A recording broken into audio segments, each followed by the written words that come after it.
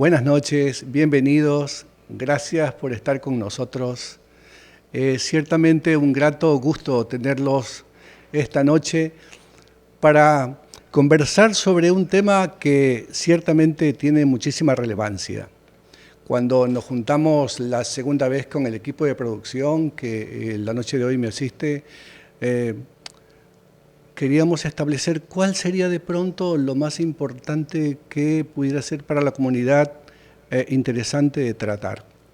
Se hizo una investigación acerca de qué es lo que las personas quieren saber respecto al tema de la medicina y muchas de ellas hablaban acerca de qué es la hipertensión, cómo debe tratarse, cuáles son las manifestaciones y finalmente entonces decidimos hacer esto.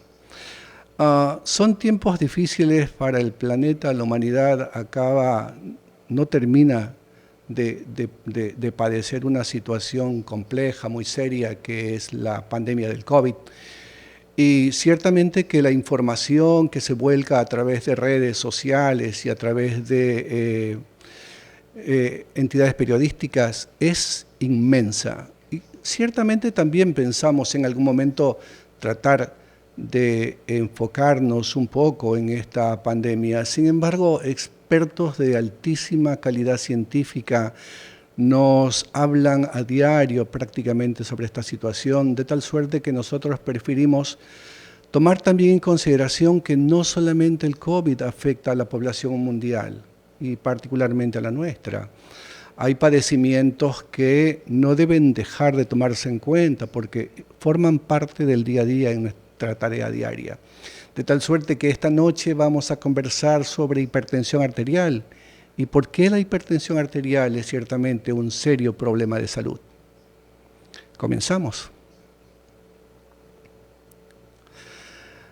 Antes de definir hipertensión, conozcamos qué es presión arterial, porque todos vamos al médico, asistimos a una consulta, hay equipos automáticos, nos toman la presión, pero ciertamente, ¿qué es la presión sanguínea? Vemos unos números en los equipos automáticos de presión arterial y la idea entonces es comenzar por el principio. La definición es esta. La presión sanguínea es aquella fuerza que ejerce la sangre cuando circula por las arterias en cada latido cardíaco. Está compuesta fundamentalmente en dos etapas. La fase sistólica o máxima, que es el momento que el corazón expulsa sangre hacia las arterias, y la fase de reposo, que es la fase diastólica, que es cuando las cámaras se llenan de sangre para el siguiente latido. Cuando vemos el tensiómetro, en la parte superior, la primera cifra corresponde a la presión arterial máxima y la inferior a la presión arterial mínima. Hay ciertos equipos que tienen una tercera cifra que se refiere al pulso cardíaco o frecuencia cardíaca. ¿Cuáles son los componentes? Los acabo de referir recién: presión arterial máxima, presión arterial mínima, de tal suerte que cuando nosotros queremos conocer cuáles son aquellas condiciones que nos llevan a padecer de hipertensión, primero debemos saber qué es hipertensión arterial y hacia allá vamos ahora. La hipertensión arterial es una enfermedad crónica, es decir, cuando aparece no hay vuelta atrás. No hay manera de que podamos curar la hipertensión arterial. En el mundo, el 90% de la población que padece de hipertensión tiene hipertensión arterial esencial o primaria. Y el resto padece de lo que llamamos hipertensión arterial secundaria. Vamos a hablar esta noche de hipertensión arterial esencial. Cuando más alta es la presión sanguínea, más esfuerzos, consecuentemente, el corazón debe hacer para expulsar sangre. Tomemos en consideración que el corazón es una bomba muscular. Su función es recibir y expulsar sangre en cada latido. Cuanto más esfuerzo el corazón tiene que hacer en el transcurso del día a día, la presión sanguínea progresivamente se empieza a elevar. Una de las características de la enfermedad a tener muy en cuenta es que no presenta síntomas. Y esa es una cosa compleja. Muchas veces nos encontramos con pacientes que vienen a la consulta por primera vez, los encontramos con la presión alta. Claro, hay que tamizar, lo vamos a aclarar más adelante, pero la pregunta que se hacen es, ¿cómo puedo tener la presión alta si no tengo ningún síntoma? Es por esa razón que llamamos a la hipertensión arterial el enemigo silencioso. No esperen tener síntomas para considerar en una valoración médica con registros altos de la presión sanguínea que pueden no ser hipertensos.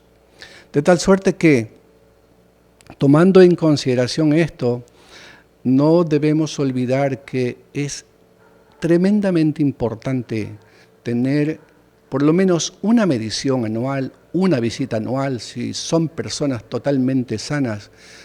De lo contrario, no nos vamos a enterar si las personas son hipertensas o no. El tamizaje que se hace en domicilio, cuando, por ejemplo, tenemos al abuelo, tenemos a la abuela, al padre, que tuvieron un evento vascular de cualquier tipo, un accidente cerebral o un infarto al miocardio, tienen un equipo de medición de presión sanguínea. Ese equipo de medición que lo usan porque tienen determinada patología, también es importante que lo usen las personas que forman parte del entorno familiar, que tengan 35 o 40 años, por ejemplo. Medirse la presión y saber en qué condiciones nos encontramos, porque la única forma de conocer en qué lugar del andarivel nos encontramos es midiéndola. No hay otra forma.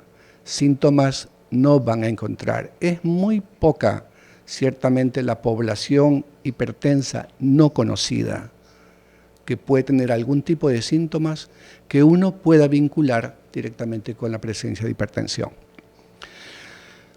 Algo interesante es que esta enfermedad se puede tratar. No la podemos curar, pero la podemos tratar y la mayoría de las veces logramos hacerlo muy adecuadamente. Algo muy importante a tener en cuenta es que las decisiones que tomamos nosotros como profesionales deben ir acompañadas de un comportamiento por parte del paciente que nos permita llevarlo por el buen sendero. La hipertensión no es una enfermedad sencilla desde el punto de vista de lo complejo que puede ser un cuadro avanzado de una hipertensión no controlada. Por lo demás, casi siempre, con muy pocas excepciones, en las fases iniciales del diagnóstico, la hipertensión se controla adecuadamente bien con la importante participación del paciente y de su familia. Fíjense en esta diapositiva. Esa es la cantidad de seres humanos en este planeta que padecen hipertensión arterial. 1.130 millones de adultos. Es una monstruosidad de cifra. Tomen en consideración los gastos de salud que eso implica. Son cientos de miles de millones de cualquier moneda, pongamos dólares, para controlar esta enfermedad.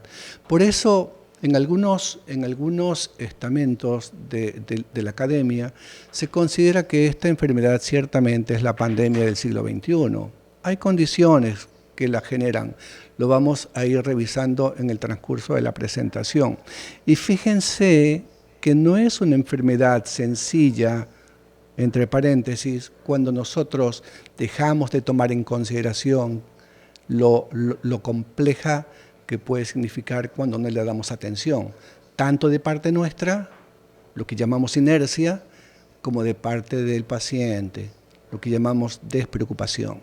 Fíjense, cada órgano afectado por una hipertensión no controlada, cerebro, corazón, riñones, vasos sanguíneos, visión.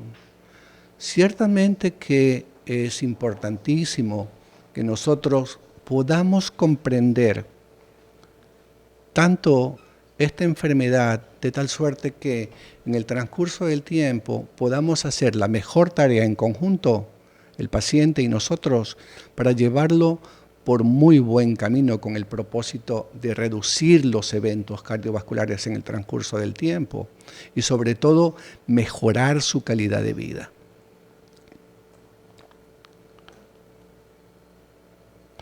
¿Cuáles son los valores normales de presión arterial cuando hablamos de hipertensión arterial? Hay una serie de estudios en los últimos 20 años, se puede decir, que le permitieron a la academia, a las sociedades científicas, lograr establecer ciertamente cuáles son aquellos valores que nos permiten determinar cuando un paciente comienza a transitar por el sendero de la hipertensión arterial. Fíjense ustedes, esta es una clasificación que parte de la Sociedad Europea de Cardiología, donde ustedes pueden encontrar cuáles son aquellos parámetros en los que consideramos para personas mayores de 16 años valores de presión, digo, óptima, normal o normal alta. Y luego la clasificación o los estadios de hipertensión ya claramente establecida. De tal suerte que, fíjense ustedes, para considerar presión normal sistólica, la cifra debe estar en este rango. Y para presión arterial diastólica, en este rango. Y cuando es normal alta, el rango es este, tanto para presión sistólica como para presión diastólica. ¿Qué es lo que nosotros pretendemos hacer cuando evaluamos pacientes en el consultorio? La presión arterial hay que tomar en consideración que no es una cifra constante. La presión es una variable. Hay cambios permanentes en las cifras de presión sanguínea de acuerdo al tipo de actividad que realizamos, en qué momento del día nos encontramos. Estamos haciendo ejercicio, estamos en reposo, estamos durmiendo. Es frecuente escuchar en el consultorio cuando conocemos a un paciente por primera vez y te dice, yo soy 110/70, yo soy 120/80. Y probablemente eso acontece porque cuando van a la consulta médica o cuando se miden en su casa, encuentran ese valor de presión arterial. Pero lo más probable que acontezca es que se tiende a redondear la cifra. Tienes una medición de 129/82 y uno dice, tengo 12/8. Tienes 132/92 y dices, tengo 13/9. Y en realidad, uno no debería redondear la cifra de presión medida en cualquier lugar, ya sea en consultorio o en el domicilio. ¿Cuándo hablamos de hipertensión arterial? Ustedes pueden ver que hay distintos estadios, pero las cifras tanto para la presión arterial sistólica o para la presión arterial diastólica deben ir cerca o por encima de estos valores. ¿Cómo tamizamos al paciente cuando queremos establecer a los desconocidos, que los vemos por primera vez en la oficina? ¿Cómo establecer si ciertamente es un paciente hipertenso o no? No solamente nos preocupamos de qué cifra de presión tiene. Antes de eso hemos hecho una entrevista que toma entre 15, 20 o 25 minutos. El paciente viene al consultorio por primera vez porque se encuentra en sus 35 o sus 40 años o más. Nunca fue al cardiólogo. Alguna vez se midió en la casa del papá, de la abuela, y le encontraron 140/90, por ejemplo. Pero el señor o la señora venían cargando bolsas o venían cargando al niño, se sentaron, vieron que el abuelo se tomaba la presión, dicen, tómame la presión también a mí, 140/90, por ejemplo. Al cardiólogo. Vienen al médico, nos cuentan la historia y nosotros hacemos todo un análisis, no solamente de lo que la cifra de presión sanguínea es. Establecemos cuál es el comportamiento de esa persona con respecto a su dieta, hace ejercicio físico, fuma, consume alcohol, está con sobrepeso, tiene historia familiar de hipertensión arterial. Todo eso analizamos en el contexto de su visita. Luego pasamos a examinarlo y lo encontramos con presiones normales, por ejemplo. ¿Cierto? Entonces, hacemos un electrocardiograma, que también es normal, y para no dejar de considerar la probabilidad de que sea lo que llamamos hipertensión oculta, hacemos una valoración adicional por laboratorio para conocer cómo está su condición sanguínea, sus cifras de colesterol, sus cifras de función renal, cómo está su tiroides, etc. En una segunda visita encontramos al paciente relajado, tranquilo, trae los exámenes, todo está en orden, presión sanguínea normal, definitivamente el paciente no es hipertenso.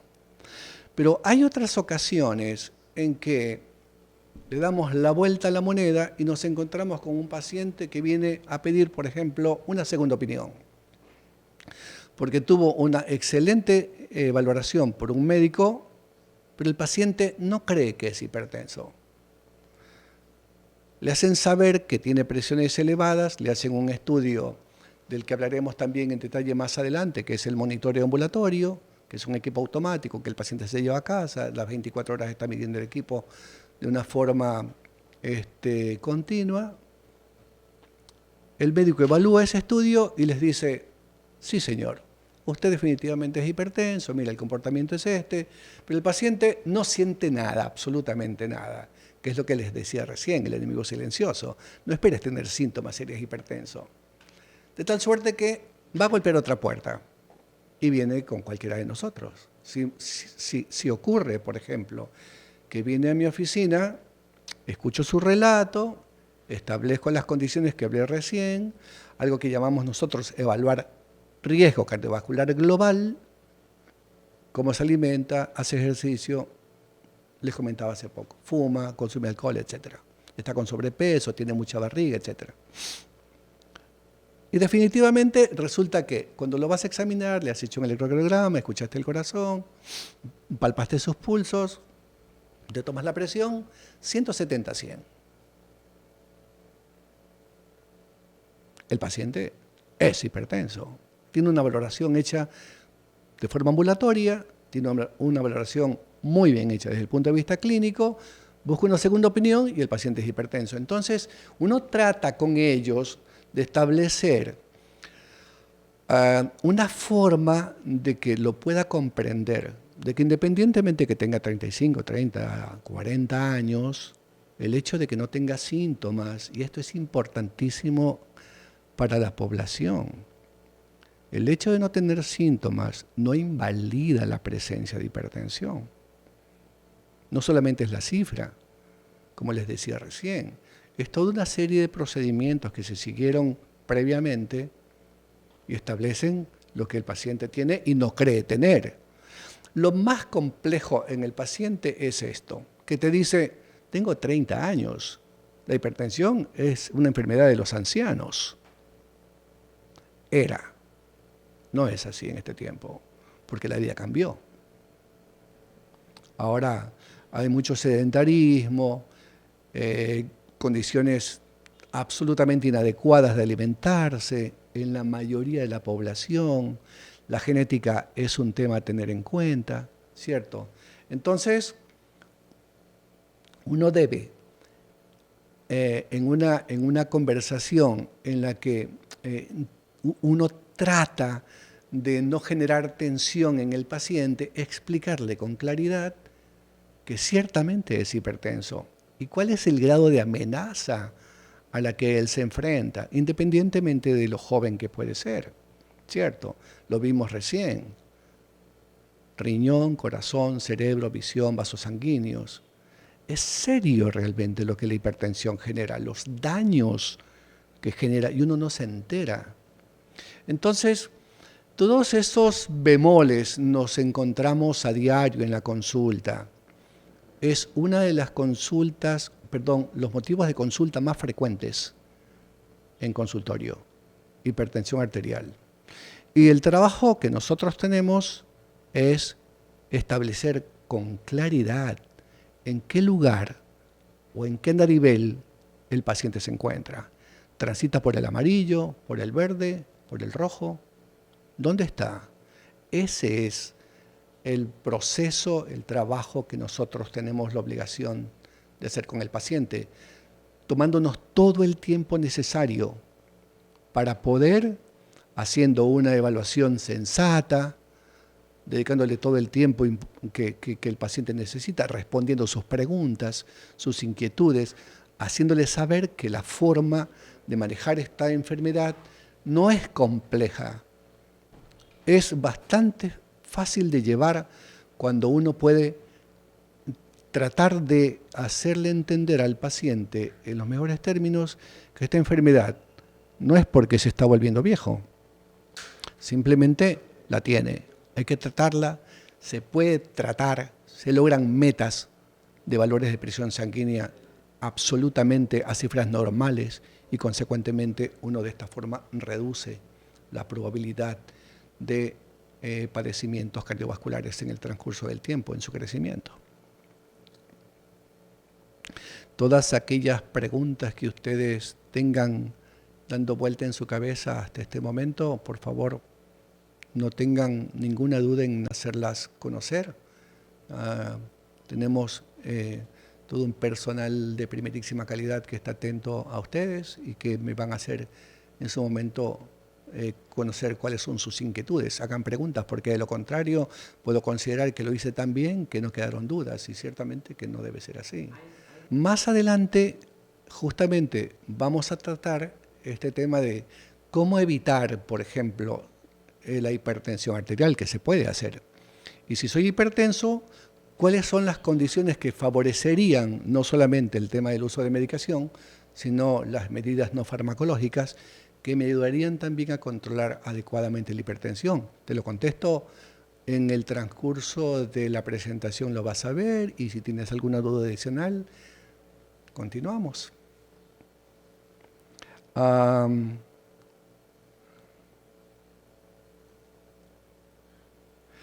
Miren, ciertamente que esta información es la que nosotros usamos cuando, me refiero a esta diapositiva, cuando discutimos entre pares.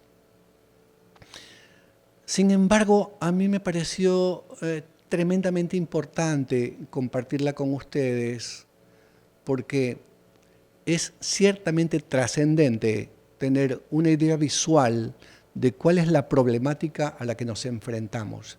Tanto ustedes, potenciales pacientes padeciendo hipertensión arterial, y nosotros, con el propósito de lograr mejor respuesta y disminuir, como les decía recientemente, los eventos que los pacientes con hipertensión no controlada pueden tener. Fíjense, en azul, fíjense las cifras, realmente provocan escozor. Fíjense, pueden ver que hacia la izquierda se encuentran el nombre de los ensayos clínicos, pero yo les decía recién a ustedes que yo quería compartir esto para que tengan una idea visual de la magnitud del problema. Es ciertamente serio. En estos dos estudios clínicos que se hicieron en la Argentina, fíjense cuál es la cantidad de población en porcentaje que es hipertensa y no conoce serlo. Es enorme, enorme. Y fíjense cuál es la cantidad de población de pacientes en azul más oscuro que saben que son hipertensos, están tomando medicación para hipertensión y no están controlados. Y fíjense en verde esa pequeña población hipertensa que se encuentra bajo control. Si nosotros esto lo trasladamos a los 1.130 millones de pacientes hipertensos, fíjense la cantidad de pacientes que pueden, sabiendo su enfermedad, no estar controlados, y esa pequeña, 1 de cada 4 pacientes que saben que son hipertensos, siguen las recomendaciones y están controlados. Entonces, de nuestro lado, y esa fue la razón fundamental por la cual, junto con el equipo de producción que me acompaña esta noche, decidimos hablar de este tema. Porque es un tema muy serio. De nuestra parte, les decía, el compromiso con la sociedad es muy grande. Entonces, Si todos nosotros, ustedes potenciales pacientes en algún momento por alguna condición, no necesariamente la presencia de hipertensión, por cualquier condición, vienen a nosotros y nosotros tenemos en claro la forma, cómo llegar a informar de una manera totalmente amplia sobre este tema, ciertamente que las cifras estas que vemos pueden disminuir drásticamente, que los pacientes no controlados bajo medicación pasen a estar en control. Y esta es una tarea que tiene que ver mucho con nosotros, porque el paciente puede tener ideas variadas respecto a por qué necesito tomar durante tanto tiempo por el resto de mi vida, porque es una enfermedad crónica, les decía recién. Entonces, tener a un paciente convencido de su enfermedad y que sepa que es una enfermedad que puede generarle serios problemas, pero que a su vez bien controlada lo saca de ese nivel amarillo-rojo y lo pone en el verde por el resto de su existencia mientras esté en el planeta. Ese es el objetivo nuestro. Ese es el interés nuestro.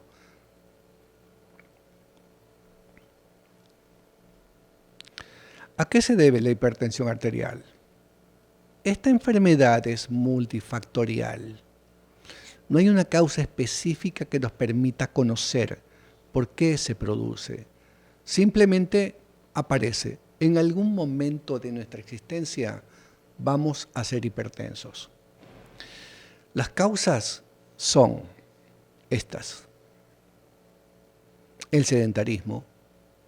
Cada vez nos vemos envueltos en un medio en el que tenemos un auto para ir a 2 cuadras a un supermercado, no hacemos ningún tipo de actividad física, llegamos a casa luego de trabajar extenuados y no hay quien nos saque de una cama después de ducharnos.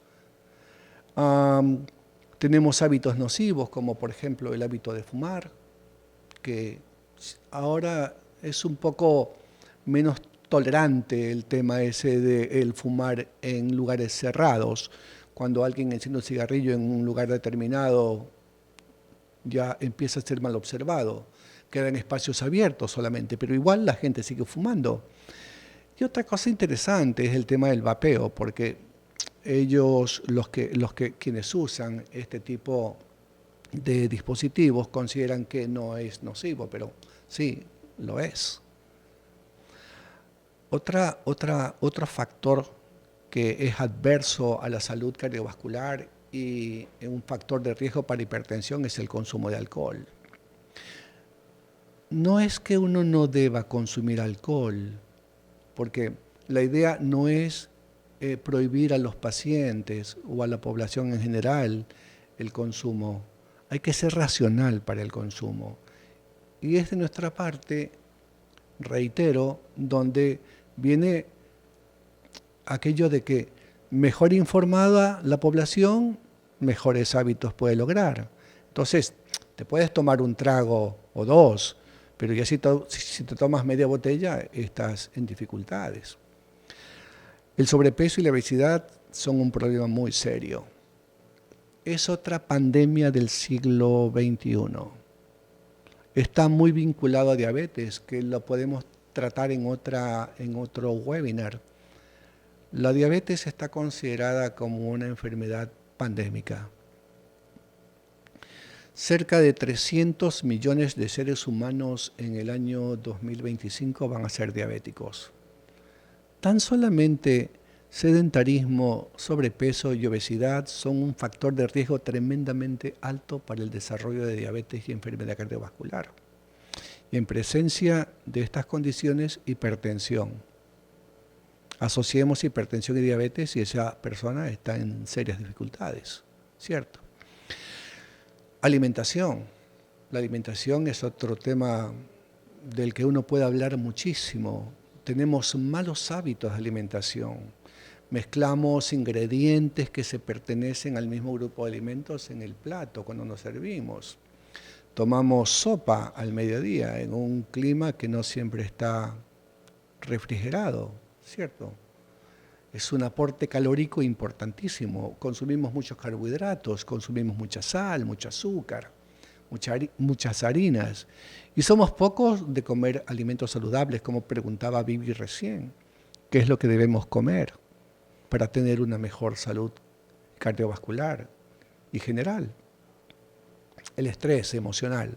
No podemos impedir vivir estresados, menos aún en este tiempo de pandemia donde hemos sufrido terribles situaciones, sean familiares o de personas cercanas.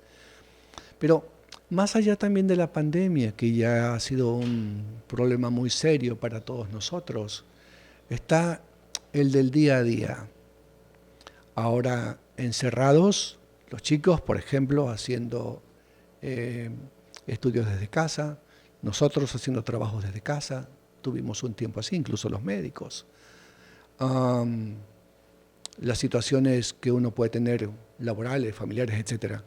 El estrés definitivamente es una condición importante respecto a un ingrediente agregado para el desarrollo de hipertensión arterial. No es la causa fundamental. Es toda una mezcla de situaciones que nos llevan en algún momento a tener esta noticia de que somos hipertensos. Y otro tema adicional es el de la apnea del sueño, que seguramente ustedes habrán oído. Aquellos que son muy roncadores tienen una condición que amenaza su salud cardiovascular, porque la apnea del sueño está vinculada con una inadecuada oxigenación durante el tiempo de reposo. Y ese es un factor predisponente para la aparición de niveles progresivamente altos de presión sanguínea. Cuando esos pacientes estudian, por ejemplo, mediante procesos automáticos de detección de presión sanguínea, uno ve cómo lo que debe acontecer normalmente, que es que la presión arterial nocturna se reduzca en un 10-20% de los promedios diarios, no desciende o incluso puede ascender. Por eso la apnea del sueño también es una razón que nosotros investigamos en los pacientes que consultan por primera vez. Y cuando sabemos o conocemos que esta situación acontece, los derivamos con especialistas con el propósito de que ellos sigan cierto tipo de recomendaciones y los ayude a mejorar esta situación. Las leo ahorita. No, no, lo podemos terminar. Me decía Luigi recién que hay preguntas. Bueno, muchas gracias por ellas. Las contestaré todas. Nos quedaremos el tiempo necesario. No los pretendo aburrir tampoco, pero las contestaré todas. Entonces, fíjense ustedes que cuando hablamos de factores de riesgo, es toda una gama de condiciones. Y cuando hablamos de dieta, también podemos agregar el tema del consumo de la sal. La sal es un enemigo público número uno para nosotros, como lo es el azúcar. Yo suelo decir que hay tres polvos que son nocivos para la salud y son de venta libre: el azúcar, la sal y las harinas. Nos hacen mucho daño, pero son gustosas, entonces las consumimos. Y cuando se mezclan estas situaciones en una persona, bueno, tiene muchísimo chance de volverse hipertenso. Y es lo que pretendemos evitar. Informar para que las personas puedan tener una mejor calidad de vida. Y si están en ese andarivel donde están pisando el amarillo, por ejemplo, y pueden saltar al verde, tan solamente con recomendaciones no farmacológicas, los pacientes lo logran. Salen del andarivel de prehipertensión y vuelven al camino de la presión arterial normal. Ese es el objetivo. Porque claro, uno tiene herramientas para tratar la hipertensión, pero siempre es mejor no tenerla. Como es mejor no ser diabético. Si estoy caminando hacia allá, es mejor no ser diabético. Si ustedes se dan cuenta, por ejemplo, actualmente se habla de enfermedad cardiometabólica. porque una y otra comparten prácticamente los mismos factores de riesgo. Los hábitos nocivos, la falta de ejercicio, la mala alimentación, el sobrepeso, el perímetro del abdomen, la obesidad, el estrés, etc. Hablando de obesidad, hay una condición que favorece el hecho de que vayamos incrementando el perímetro del abdomen, tanto hombres y mujeres, y es la forma como comemos y es lo que dejamos de hacer, que es la actividad física. Entonces, no es tanto el tejido adiposo que se deposita por debajo de la piel. Ese hará el brazo o las piernas un poco más gruesas. Pero la que nos da problemas es la grasa que acumulamos en el abdomen, la grasa que está cubriendo a los órganos internos del abdomen, la grasa que se llama preperitoneal. Esa es la que nos hace barrigones. Y no está solamente ahí para ocupar espacio o para cambiar lo esbelto de cada ser humano que transita por el planeta. Ese tejido libera sustancias a la sangre que son proinflamatorias. Lo pueden leer en la diapositiva. Y en el transcurso del tiempo empieza a generar alteraciones en ciertas vías de secreción de lo que llamamos citoquinas. Estas son las sustancias inflamatorias, o leptina, por ejemplo, que alteran cómo utiliza la glucosa nuestro cuerpo. Cada molécula de glucosa necesita una molécula de insulina para entrar dentro de la célula, excepto el cerebro. Pero cuando empezamos a tener esta combinación de factores, que es la vida sedentaria, la forma como comemos, y empezamos a crecer en abdomen, lo que vamos a desarrollar es algo que se llama resistencia insulínica. Es decir, nuestro cuerpo es incapaz de utilizar el azúcar de forma adecuada y comienza a transitar por la sangre en cifras altas. Y que la sangre tenga niveles altos de insulina y niveles altos de glucosa es un factor predisponente para la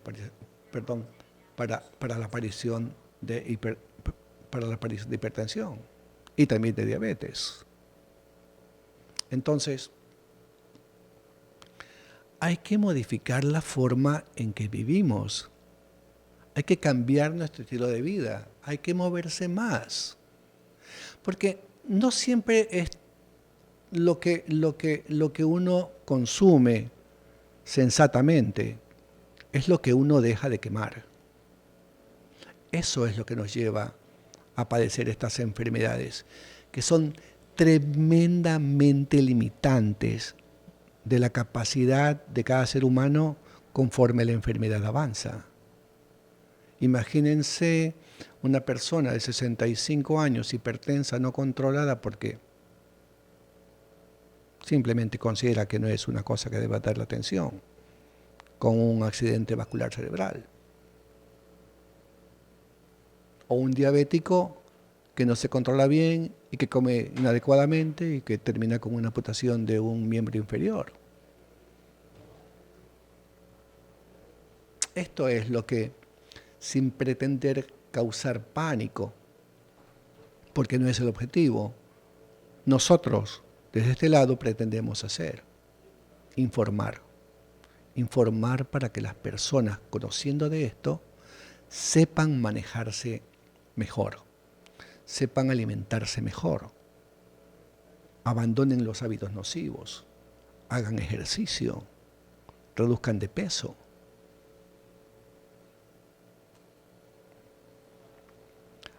Ahí está. Hay muchos estudios que llamamos nosotros poblacionales, donde se establece, dependiendo de la región del planeta, cuáles serían las medidas que uno debe tener máximo de abdomen. Uno no debe llegar al límite, uno debe estar un poquito más abajo.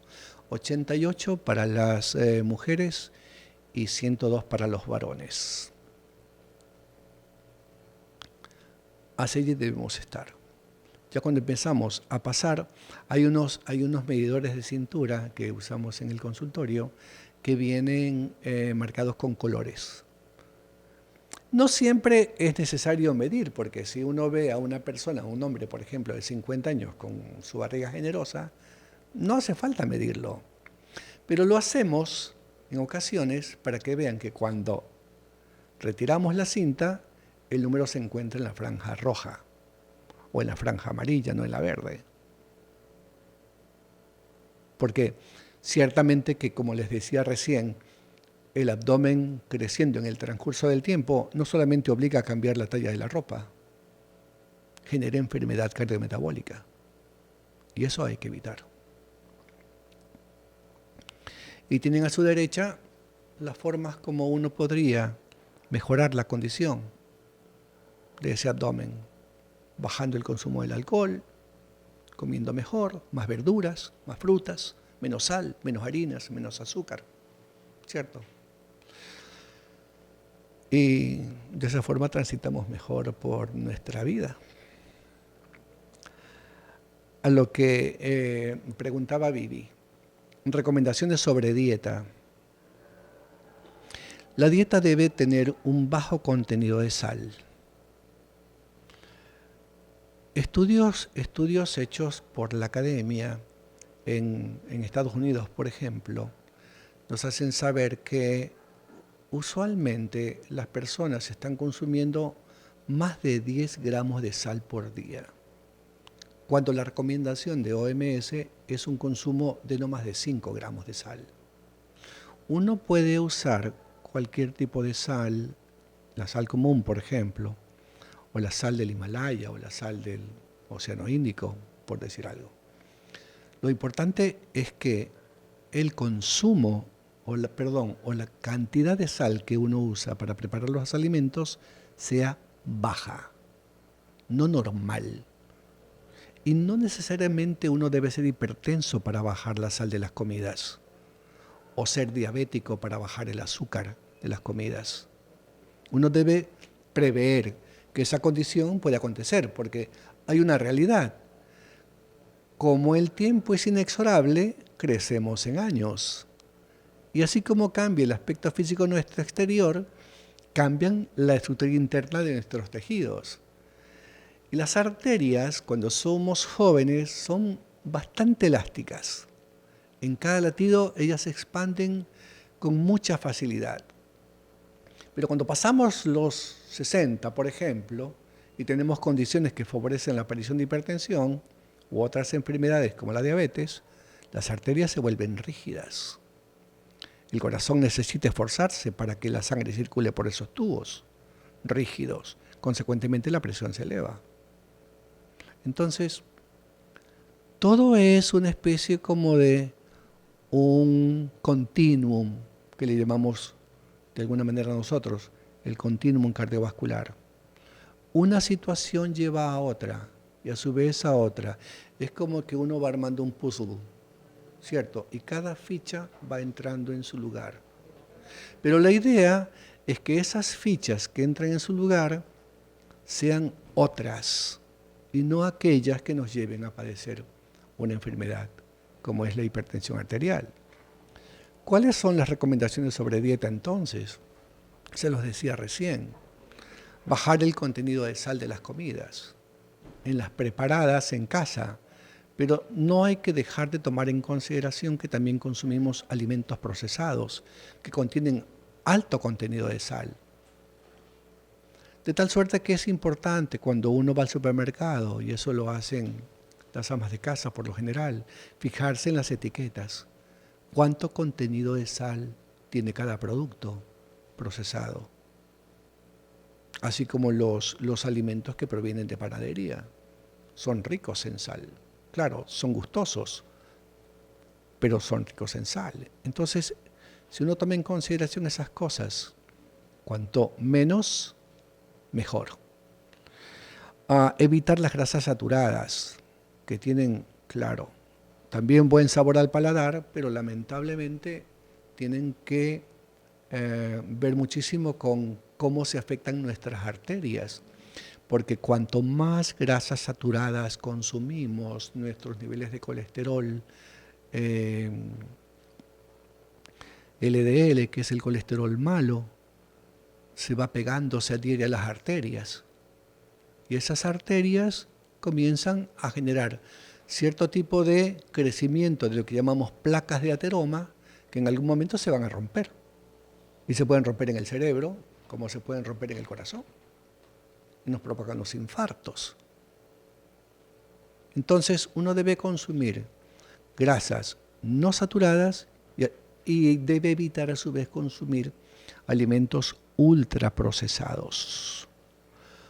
De pronto uno se puede dar un gusto de tanto en tanto, pero lo que uno debe tratar de hacer en cuanto a alimentación es ser bastante sensatos. Hay un espectro amplísimo de dietas.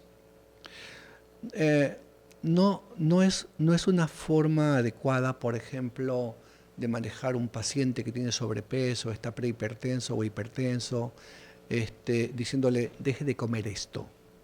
Lo sacas de su dieta habitual y evidentemente es alguien que no va a cumplir con las recomendaciones porque está habituado a un tipo de textura en su paladar que no es el que está dispuesto a abandonar. Entonces, de pronto lo más sensato es ir quitando de a poco aquellos alimentos que no son buenos para su salud. Llegar a una especie como de convenio, irlo sacando de a poco para que él vaya cambiando progresivamente grupos de alimentos que no son favorables a su salud por otros que sí lo son. Y evidentemente evitar bebidas azucaradas. Cuesta entender, por ejemplo, por qué en casa se hace jugo de frutas y se le pone azúcar, en lugar de consumirlo tal cual con el azúcar que la fruta tiene. Pero estamos habituados a eso. Y usamos azúcar blanca, morena, raspadura o panela, es exactamente lo mismo. No es mejor azúcar la azúcar morena que la azúcar blanca, es exactamente igual.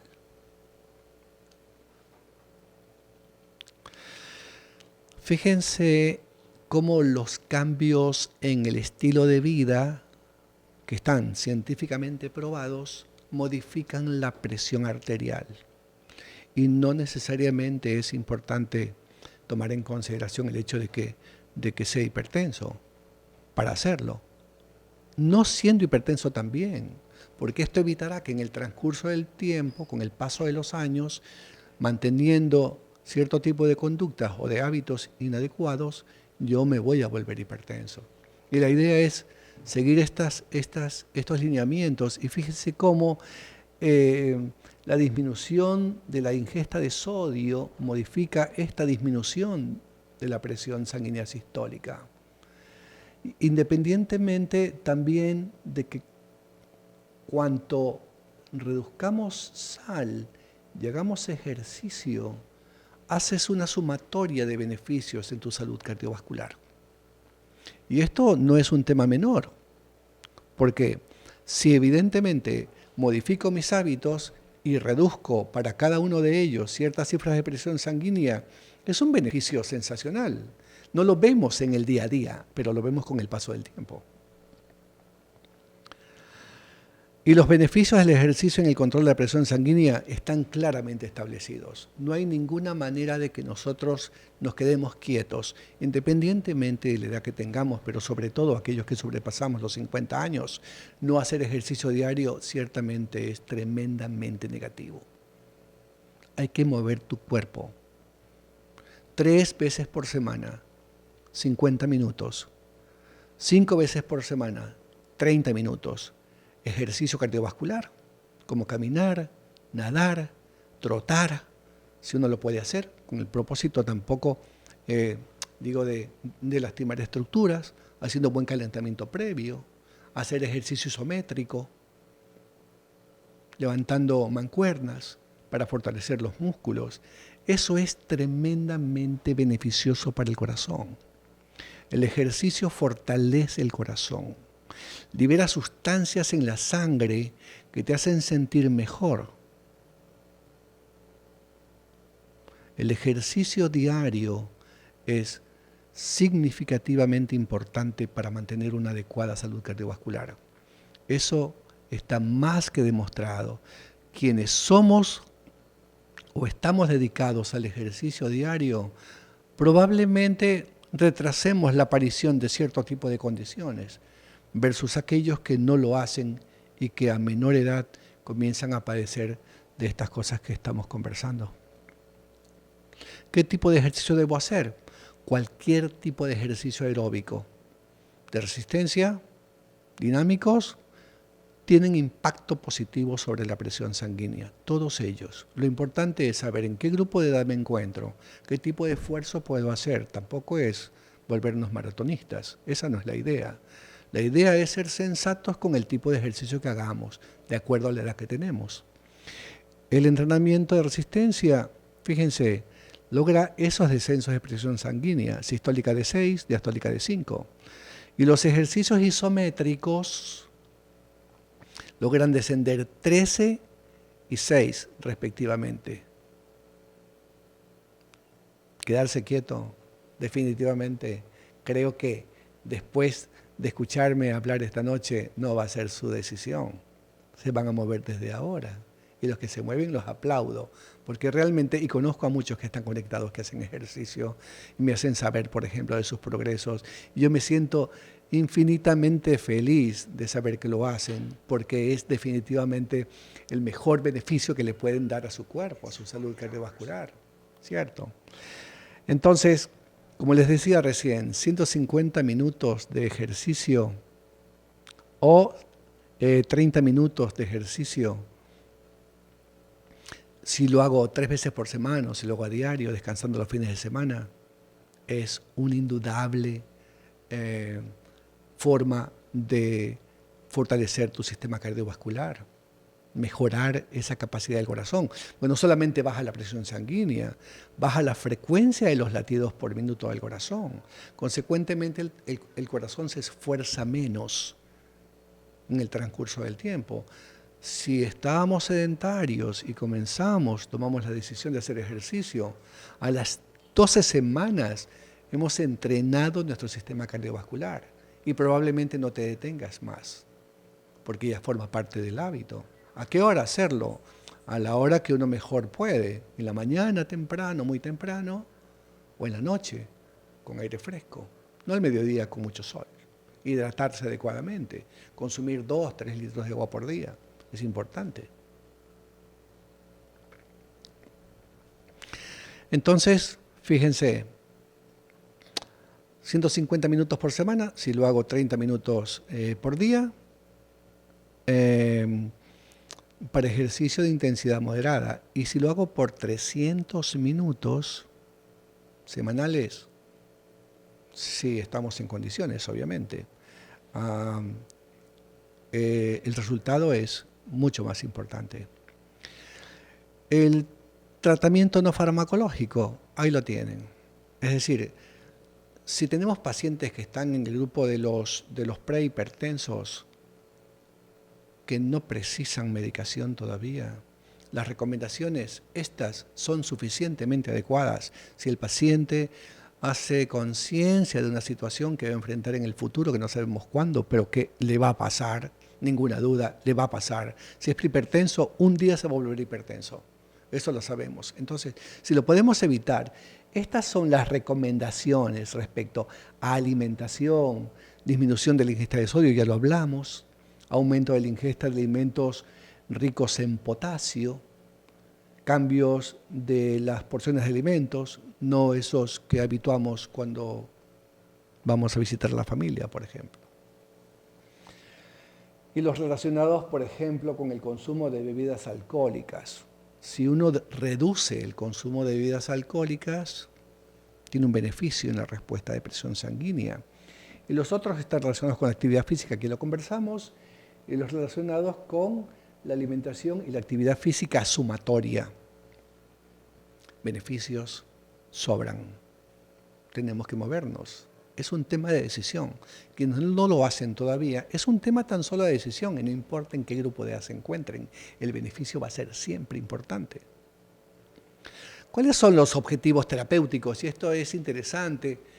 y quiero contarles esta historia.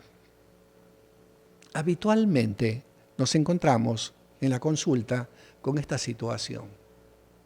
Vienen, por ejemplo, un paciente de 75 años, acompañado de sus familiares, uno o dos. Como estamos en tiempo de pandemia, máximo 2 personas que lo acompañen. Dejamos uno en la sala de espera y otro dentro para la entrevista. Entonces nos cuentan la historia. La abuela tuvo anoche 190/100 de presión arterial, por ejemplo. Entonces, alguna vez alguien nos recomendó que le pongamos una tabletita bajo la lengua. Y se la pusieron. Entonces, eso me causa una doble sensación, porque por una parte trato de comprender el momento que pasa la familia. Claro, toman la presión a la abuela porque tiene un poco de dolor de cabeza, le encuentra 190, todos entran en desespero. Alguien les dijo una vez, pónganle una medicación bajo la lengua que la presión baja rápido y ya está. Y es verdad, y la presión baja rápido. De 190 puede bajar a 150. Y todos dicen, la abuela no falló, no se fue del planeta. Pero cayeron 40 números de 190 a 150. Y esa es una práctica bastante frecuente en nuestro medio, incluso de médicos. ¿Por qué? Porque uno trata de alguna manera de apaciguar la tensión de la familia y cede ante esa práctica. O, como el caso de esta señora, hipotética, pero que nos pasa frecuentemente, o con cierta frecuencia, mejor dicho, ya tienen la pastillita en la cartera. Entonces, se la dan a la abuela. Pero esa es una conducta absolutamente innecesaria. Porque no es la cifra lo que a uno debe preocuparle en ese momento, salvo que evidentemente esté con signos de que está haciendo un ataque cerebral, o de una insuficiencia cardíaca, o de un infarto cardíaco. Eso al hospital inmediatamente, pero no en la casa, con una medicación sublingual sin indicación médica, ¿cierto? Eso no está bien, pero se sigue haciendo. Pero a mí lo que me causa un poco de hilaridad es que, y trato de conversarlo en el consultorio cuando tengo que pasar por estas situaciones, informándoles que no es absolutamente adecuado hacer esto, que es, por el contrario, es inadecuadísimo. Y trato de que lo comprendan, me tomo el tiempo necesario para explicárselo para que no lo vuelvan a hacer. Porque como les decía recién, no es la cifra lo que uno debe preocuparle, sino qué está pasando en el medio. La abuela dejó de tomar la medicación, se saltó dosis, por ejemplo, toma 3 fármacos y se acordó solamente de uno, o está consumiendo demasiada sal, etc. ¿Cierto? Tan solamente entendiendo eso, uno podría entonces tomar mejores decisiones. Y de nuestra parte es lo que nos corresponde hacer, informar mejor a los pacientes para que sepan tomar decisiones, o que agarren el teléfono, te llamen y digan, me está pasando esto, ¿qué puedo hacer? En ocasiones me ha pasado que me llaman por esto, entonces les digo, todos tranquilos, fíjense, si tomo toda la medicación, pueden repetir la dosis, de pronto se olvidó alguna esta noche, pero al día siguiente vienen al consultorio y me dicen, no, nos sentimos tan angustiados que le pusimos la tableta bajo la lengua. Estas cosas pasan. Y tenemos que nosotros entonces ir para atrás con el cassette y volver a explicar esta situación para que no lo hagan. Pero probablemente en su entorno familiar lo han vivido, o de sus amigos. Bueno, en todo caso, esto que ven en esta diapositiva es lo que nosotros consideramos, por recomendaciones de la academia, de las sociedades científicas, que es la forma más adecuada de manejar hipertensión. ¿Cuáles son las metas que uno debe tratar de obtener en la población? Porque hay una cosa muy interesante. Uno habla de hipertensión y puede considerar, claro, hipertenso, dale esto. Pero realmente no es así. Uno debe seleccionar a los pacientes. hay que manejarlos de forma individual. Cada ser humano es un universo. No todos responden de la misma forma. Y hay que manejarlos de acuerdo a su grupo de edad y a cuáles son las condiciones que llamamos comorbilidades nosotros, en el área médica, que lo acompañan. Es un paciente diabético, es un paciente renal crónico, ya con fracaso renal a consecuencia de una hipertensión mal controlada, ¿cierto? Tuvo un ACV previo, tuvo un infarto cardíaco previo. Todo eso nosotros intentamos evaluar para saber tomar la mejor decisión. No son todos los gatos en la misma bolsa y decir, bueno, los voy sacando de acuerdo al color. No. Hay que evaluar cada paciente, como les decía recién, de una forma individual y de acuerdo a sus condiciones, sus características, sus hábitos, evaluando algo que llamamos nosotros el riesgo cardiovascular global que ese paciente tenga, tomar una decisión. Y de acuerdo a eso, entonces, la academia, las sociedades científicas nos recomiendan esto, que los pacientes entre 18 y 79 años deben tener una presión menor a 140-90 milímetros de mercurio. Esa es la meta. Menor a 140-90. Pero si ese grupo de pacientes entre 18 y 19 y 79 años, tienen alto riesgo cardiovascular. ¿Y qué significa alto riesgo cardiovascular? Se los decía recién. Daño de órgano blanco. Órgano blanco nos referimos a aquellas estructuras nobles, cerebro, corazón, riñones. Cuando ese paciente tiene alguna condición en uno de esos órganos, ya se convierte en un paciente con alto riesgo cardiovascular. Si tiene historia familiar, por ejemplo, de enfermedad cardiovascular precoz, también. O tiene múltiples factores de riesgo. Es diabético, tabaquista, sedentario, obeso, dislipémico, o sea, tiene colesterol alto, alto riesgo cardiovascular y presión arterial alta. Tratado, ese paciente debe llegar a una meta de 130 a 80 milímetros de mercurio. Ahora, ¿qué pasa con los octogenarios? Esa es una población muy particular. Nos da en ocasiones bastantes cosas que hacer. Porque es un paciente tremendamente lábil, tremendamente lábil. Es un paciente que se hidrata poco, algunas veces come poco. Conforme avanzamos en años, podemos presentar algo que se llama disautonomía, que es una especie de falla en el control de la condición cardiovascular de esa persona. Entonces te hace cifras de 180-90 y de pronto 160. Y uno dice, voy a tratar de llevarlo de una manera tal que ni sea muy alto el efecto terapéutico del fármaco que vamos a usar, ni tampoco. Es, digamos, una especie como de trabajo artesanal.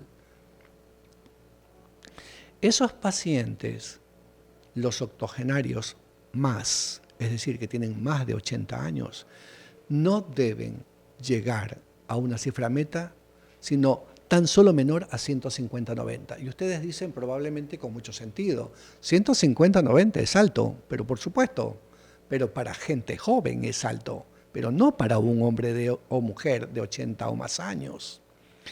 No pretendemos nosotros llevar a esos pacientes a valores, por ejemplo, meta de 120-80, 130-80, no. Porque esos pacientes con esa presión tienen algo que se llama hipotensión postural, por ejemplo. Es decir, se ponen de pie, efecto gravitatorio, en contra de circulación, el cerebro se queda sin flujo durante unos segundos y el paciente hace esto, si es que no se cayó. Y si se cayó, se rompe la cabeza o se rompe la cadera. Y es un problema. Por eso no somos exigentes en lograr presiones, entre paréntesis, normales como lo hacemos en la gente joven. Los octogenarios son una población distinta, como es el paciente diabético. El paciente diabético debe tener una presión que no vaya más abajo de 130/80, por ejemplo. O el paciente renal crónico. Entonces, no van todos a un mismo saco. Los individualizamos. Si es una persona joven, con más razón, puede parecer complejo. En ocasiones lo es. Pero de este lado tenemos toda la disponibilidad para acompañar a los pacientes en este transitar hasta llevarlos a cifras meta. Ese es el objetivo nuestro, la forma más amigable, pero tratando de que entiendan, hablando con franqueza, que los amenaza, que deben enfrentar en caso de que las cosas no vayan por buen camino a consecuencia de la falta de seguimiento de las recomendaciones. Fíjense esto que estamos ya por terminar. ¿Cómo medir la presión sanguínea? Cuando uno mide la presión arterial, uno debe tener estas condiciones. Creo que se los decía en un principio. Creo que terminamos ahora ya.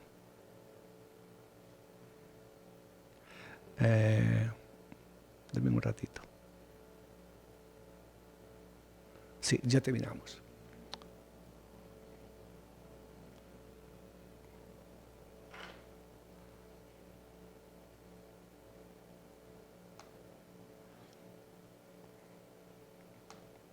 Sí.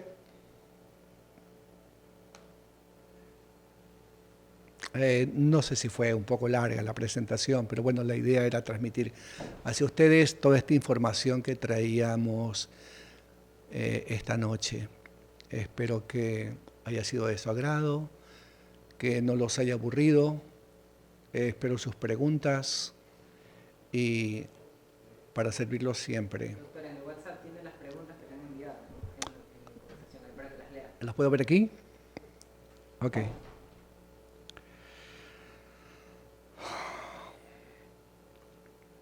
Vamos a contestar preguntas. A ver, dice, si es falta de aire que a veces... ¿Quién pregunta? Me gustaría saber quién pregunta. Si es falta de aire que a veces se siente y un poco de taquicardia, cosa que antes no sentía y me aparecieron como consecuencia de COVID, ¿cómo saber si ir al cardiólogo o al neumólogo? Es una buena pregunta. Katy de Navarro. Katy, gracias por su pregunta. A ver, sabemos ciertamente que COVID, independientemente de su severidad, en cierta población deja secuelas, no permanentes, transitorias. Hasta ahora no sabemos cuánto tiempo el paciente puede estar con esas molestias post-COVID, porque estamos aprendiendo de esta enfermedad, ¿cierto? Hay una variancia como una especie de arco iris entre todas las manifestaciones que los pacientes pueden tener post-COVID. Cada vez nos encontramos con nuevas manifestaciones. Son neurológicas, neumológicas, cardiológicas, vasculares, abdominales, renales, visuales. Y estamos aprendiendo cada día. Pero refiriéndome directamente a su pregunta, uno debería conocer qué grado de afectación pulmonar tuvo con su COVID. Si tuvo infiltrados pulmonares en una tomografía de tórax. En un principio, la consulta debería hacerla con el neumonólogo, con el especialista en vías respiratorias. Ellos hacen una prueba que se llama espirometría. Evidentemente, primero hacen una valoración clínica, probablemente le pidan algunas pruebas de laboratorio. Y dependiendo de los hallazgos, probablemente también necesita una valoración cardiológica. Pero si su condición previa al COVID, me gustaría saber qué edad tiene, si su condición previa al COVID no era la de esta, la que presenta en este momento, evidentemente usted tiene mucha razón. Puede ser una secuela del COVID y las condiciones que la generan deben estar ciertamente aclaradas y usted debe hacer estas consultas. Espero haber respondido a su pregunta. Tenemos otras más. A mi mamá, dice una persona que tampoco sé su nombre, le da taquicardia seguido. ¿Qué le puedo dar? Los, toma toma Aprobast 305. También me gustaría saber qué edad tiene la mamá. En todo caso, si una persona hipertensa presenta taquicardia, ciertamente que requiere de una valoración médica, sea por su médico clínico de confianza o con un médico cardiólogo, para entender cuáles son las condiciones de esa persona, en este caso su mamá, hacer un electrocardiograma y ciertamente establecer si la taquicardia está presente o no. Hay ocasiones en que las personas manifiestan pulso acelerado, van a la consulta y los encontramos con un pulso normal y un trazado electrocardiográfico normal. En todo caso, me parece por las dosis que toma de medicación, que es una paciente con hipertensión severa, porque toma dosis en una medicación de una sola tableta, que le llamamos combinada nosotros, 2 fármacos en una sola tableta, con una dosis interesante. Debe ser una hipertensa severa, o por lo menos moderada, pero no es una hipertensa leve. Habría que establecer, tiene anemia, por ejemplo, es una causa de taquicardia en los pacientes, independientemente de que sean hipertensos o no. Lo otro es establecer su tiroides. ¿Cómo está su tiroides? ¿Tiene alguna disfunción en el tiroides que también hay que investigar? No siempre cuando uno tiene taquicardia, el directo responsable es el corazón. El corazón simplemente acompaña una manifestación, como cuando uno tiene una descompostura intestinal y pierde mucho líquido, por ejemplo. La taquicardia te acompaña. Igual la anemia, la disfunción tiroidea, el bajo consumo de agua. Habría que aclararlo y de acuerdo a eso entonces tomar decisiones.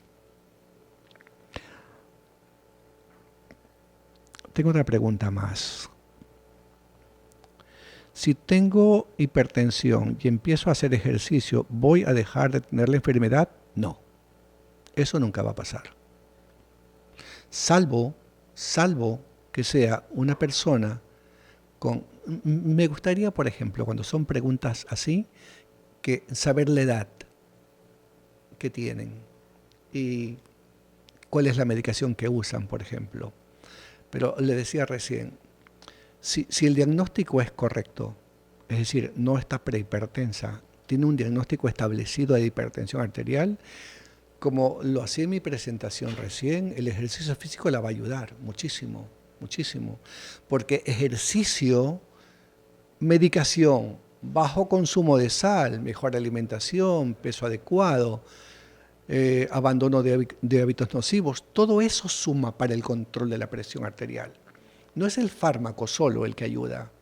Uno puede tomar el mejor fármaco posible, en la mejor combinación o solo, por ejemplo. Pero si uno adicionalmente no toma en consideración la modificación de hábitos, la cosa no va a ir bien.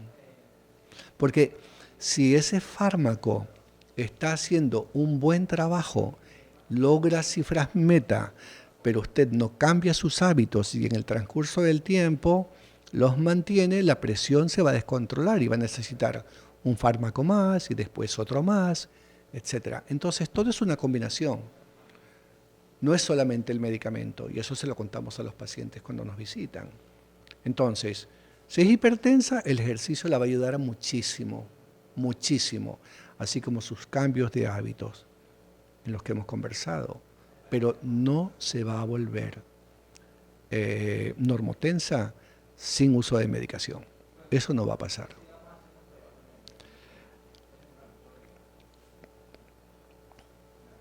Tengo otra pregunta que dice, Si uno recién empieza a tener hipertensión y lo controla desde el principio, ¿puede llegar a dejar de ser hipertenso? Interesante pregunta. Yo les comentaba recién, cuando ustedes vieron la diapositiva de clasificación de cifras para hipertensión, normal alta, por ejemplo. Eso se llama también prehipertensión. En algunas sociedades lo consideran así, sociedades científicas me refiero.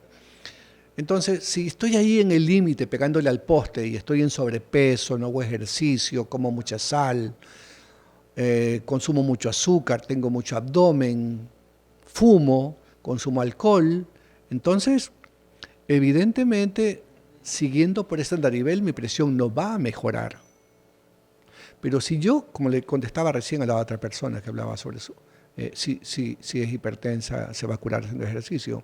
No, pero si estoy en prehipertensión, estoy en cifras normales altas, y yo cambio mi estilo de vida, me muevo de carril, definitivamente va a salir de la prehipertensión, va a normalizar sus niveles de presión, va a cambiar su vida, cambiando sus hábitos. Eso hay que tener presente, y gracias por la pregunta, porque lo decía recién, si soy prehipertenso, no necesito medicación. Por lo general nosotros hacemos recomendaciones no farmacológicas, que son todas estas que hemos hablado esta noche. Fumo, dejo de fumar. El hábito tabáquico es uno de los más nocivos legales que podemos tener los seres humanos. Es tremendamente nocivo. Incrementa liberación de sustancias que son aceleradoras de la función cardíaca, de los latidos cardíacos. Provoca, las arterias tienen un tapiz, haga de cuenta que usted enrolla una alfombra en su casa, ¿cierto? Y deja un tubo así. Todo lo que está en el interior, eso se llama endotelio, que prácticamente está considerado un órgano porque secreta sustancias a montón. Y cuando fumamos, los seres humanos, lo que provocamos es un proceso inflamatorio endotelial, envejecimiento endotelial, lo que se conoce también como arterioesclerosis.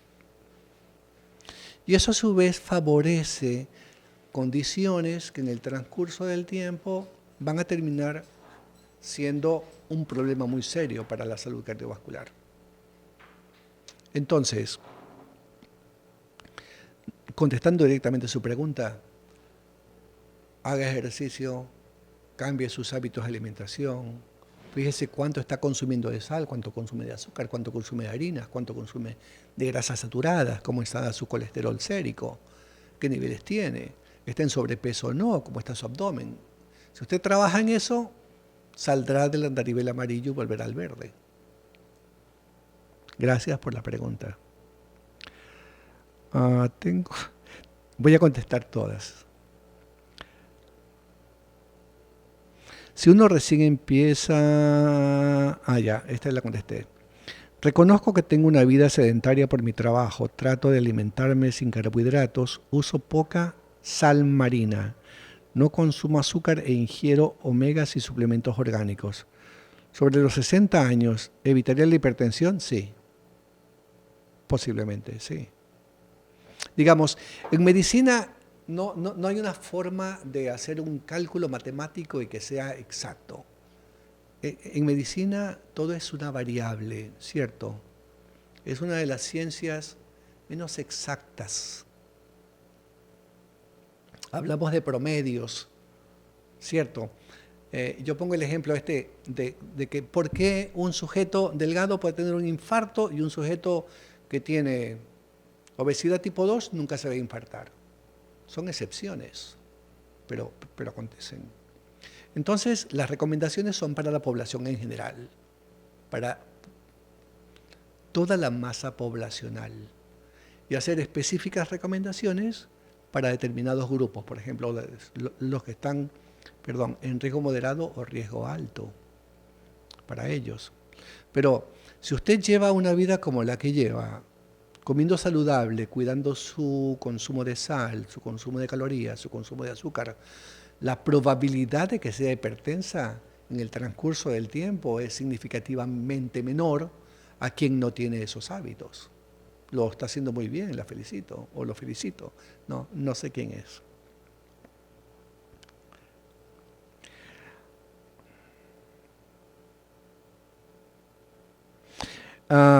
Byron Naranjo pregunta, dice, ¿la intensidad del ejercicio en el paciente hipertenso debe ser leve a moderado o puede ser también explosivo? Por ejemplo, en pacientes entre 30 y 50 años que les gusta el deporte. Gracias. Muy buena pregunta. Los ensayos o los estudios de investigación respecto a ejercicio y salud cardiovascular han demostrado que el ejercicio debe ser moderado o intenso, cuidando siempre en qué grupo nos encontramos con diverso tipo de afectaciones que sean musculoesqueléticas, por ejemplo, para no lastimarnos. Pero cuanto más intenso el ejercicio, sensatamente practicado, definitivamente es mejor. Moderado o intenso, independientemente de la edad que tengamos, es mejor. Para salud cardiovascular es mucho mejor, lo veía en una diapositiva. Si hago, por ejemplo, ejercicio 150 y lo paso a 300 minutos por semana, es definitivamente mejor. Lo que hay que cuidar siempre es de, si lo hago por mi cuenta, informarme cuál es la manera que tengo para, o el tiempo que debo calentar mi estructura musculoesquelética, cómo debo hacerlo, tomarme, por ejemplo, 15, 20 minutos en calentar mi cuerpo para no tener lesiones, pero ejercicio leve, excepto que uno esté recuperándose de algún tipo de lesión musculoesquelética o de otra cirugía, por ejemplo, ¿cierto? Pero si uno está con una condición óptima, adecuada, ejercicio moderado e intenso es lo recomendable. Byron, gracias por su pregunta.